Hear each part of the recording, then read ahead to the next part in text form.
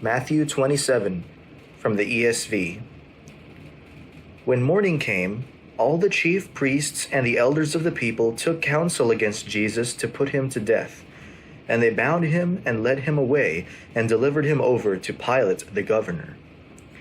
Then when Judas, his betrayer, saw that Jesus was condemned, he changed his mind and brought back the 30 pieces of silver to the chief priests and the elders, saying, "I have sinned by betraying innocent blood." They said, "What is this to us? See to it yourself." And throwing down the pieces of silver into the temple, he departed, and he went and hanged himself. But the chief priests, taking the pieces of silver, said, "It is not lawful to put them into the treasury, since it is blood money." So they took counsel and bought with them the potter's field as a burial place for strangers. Therefore, that field has been called the field of blood to this day. Then was fulfilled what had been spoken by the prophet Jeremiah, saying, "And they took the 30 pieces of silver, the price of him on whom a price had been set by some of the sons of Israel, and they gave them for the potter's field, as the Lord directed me." Now Jesus stood before the governor, and the governor asked him, "Are you the king of the Jews?" Jesus said, "You have said so." But when he was accused by the chief priests and elders, he gave no answer. Then Pilate said to him, "Do you not hear how many things they testify against you?" But he gave him no answer, not even to a single charge, so that the governor was greatly amazed. Now at the feast, the governor was accustomed to release for the crowd any one prisoner whom they wanted. And they had then a notorious prisoner called Barabbas. So when they had gathered, Pilate said to them, "Whom do you want me to release for you, Barabbas, or Jesus, who is called Christ?" For he knew that it was out of envy that they had delivered him up. Besides, while he was sitting on the judgment seat, his wife sent word to him, "Have nothing to do with that righteous man, for I have suffered much because of him today in a dream." Now the chief priests and the elders persuaded the crowd to ask for Barabbas and destroy Jesus. The governor again said to them, "Which of the two do you want me to release for you?" And they said, "Barabbas."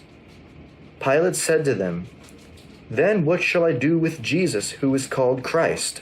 They all said, "Let him be crucified."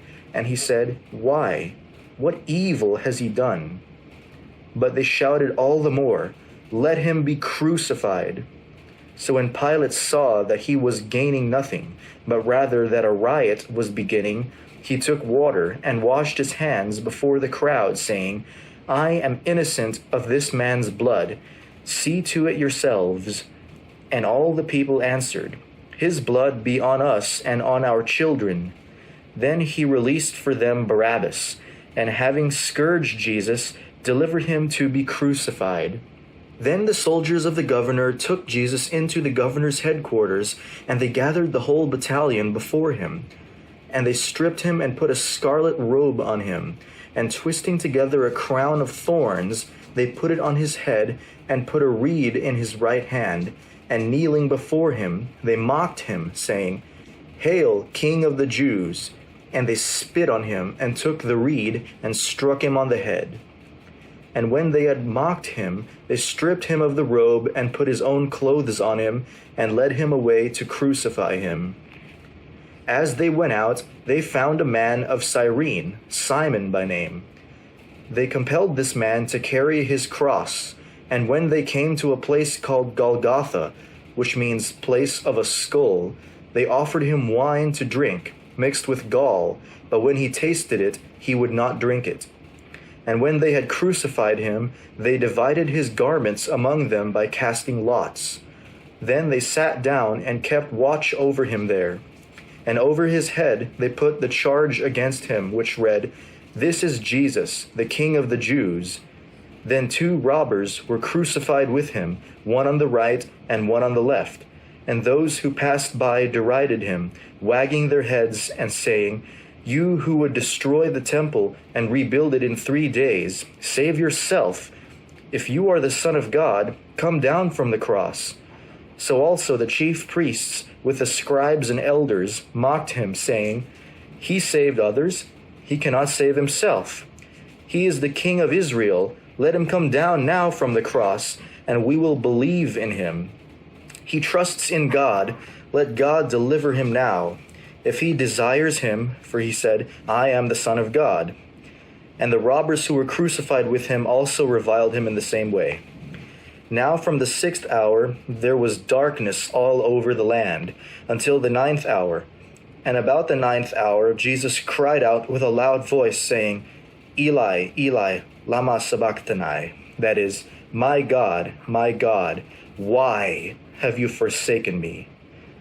And some of the bystanders hearing it said, "This man is calling Elijah." And one of them at once ran and took a sponge, filled it with sour wine, and put it on a reed and gave it to him to drink. But the others said, "Wait, let us see whether Elijah will come to save him." And Jesus cried out again with a loud voice and yielded up his spirit. And behold, the curtain of the temple was torn in two from top to bottom, and the earth shook, and the rocks were split. The tombs also were opened, and many bodies of the saints who had fallen asleep were raised. And coming out of the tombs after his resurrection, they went into the holy city and appeared to many. When the centurion and those who were with him, keeping watch over Jesus, saw the earthquake and what took place, they were filled with awe and said, "Truly this man was the Son of God." There were also many women there, looking on from a distance, who had followed Jesus from Galilee, ministering to him, among whom were Mary Magdalene, and Mary the mother of James, and Joseph, and the mother of the sons of Zebedee. When it was evening, there came a rich man from Arimathea named Joseph, who was a disciple of Jesus. He went to Pilate and asked for the body of Jesus. Then Pilate ordered it to be given to him. And Joseph took the body and wrapped it in a clean linen shroud and laid it in his own new tomb, which he had cut in the rock. And he rolled a great stone to the entrance of the tomb and went away. Mary Magdalene and the other Mary were there, sitting opposite the tomb. The next day, that is, after the day of preparation, the chief priests and the Pharisees gathered before Pilate and said, "Sir, we remember how that impostor said, while he was still alive, 'After 3 days I will rise.' Therefore, order the tomb to be made secure until the 3rd day, lest his disciples go and steal him away and tell the people he has risen from the dead, and the last fraud will be worse than the first."